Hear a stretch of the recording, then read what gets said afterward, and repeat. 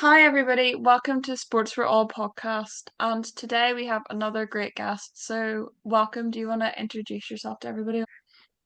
Hello, my name's Oliver Davis, and I'm 15 years old from Southeast Sussex. Amazing. So good to have you. So my first question is, can you tell us a bit about your sporting journey and how you got involved?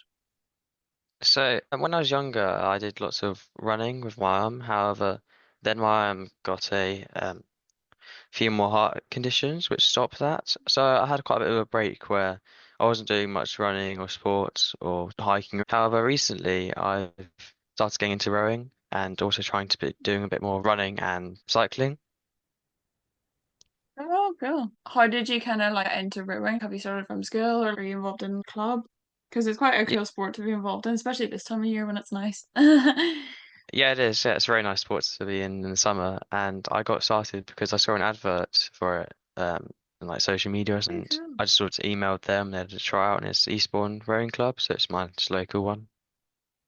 Amazing. Thank you so much. So my next question is, have you had like any big achievements in like running sports that you've done now before rowing or even rowing now as well? Anything that Well, stood out as like a highlight?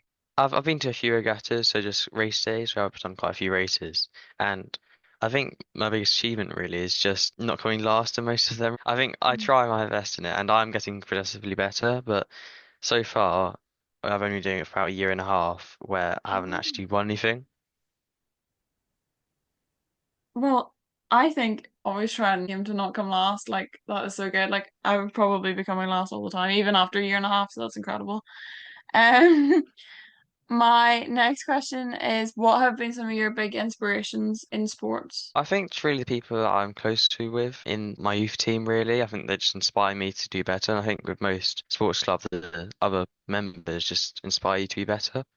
And maybe yourself. I mean, I try and push myself and make sure that I'm better at the sport I do. Yeah, no, absolutely. I think you can really learn from others' experiences. I think definitely that teamwork and like leaning on your teammates can really help you.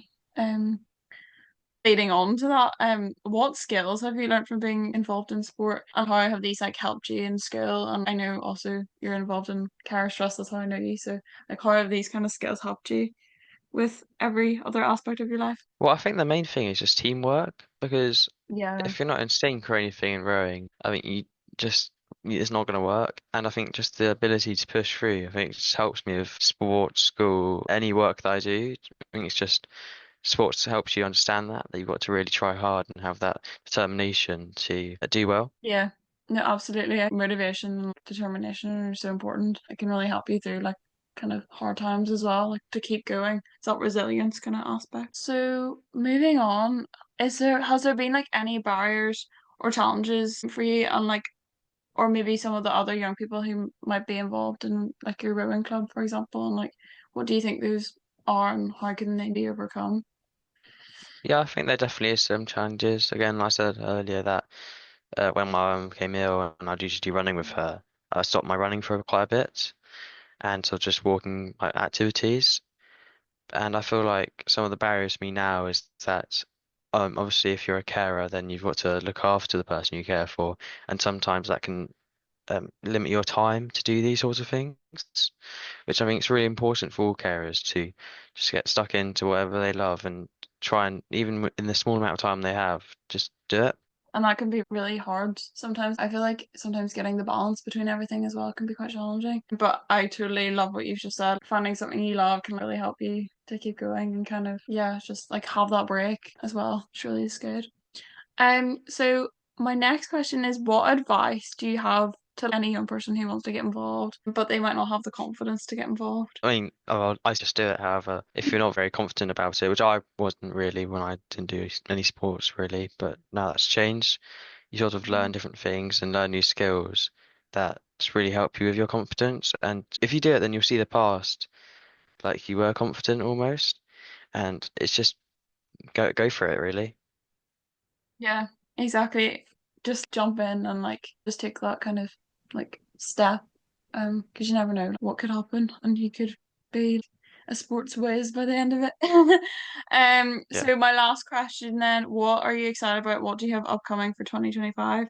You told me something really exciting that happened to you on Wednesday. Do you want to mention that? Yeah, sure. So, you may know that it was Young Carers Action Day on the um 12th of March, and that meant that I went to Parliament and spoke to MPs about changes that can be made, and that's really important for carers because they need more free time and especially identification. So, um, if you're not a young carer and you don't know you, or if you're not a registered young carer and you think you are, I think it's really important to get registered so you can get the support so you can do these sporting activities.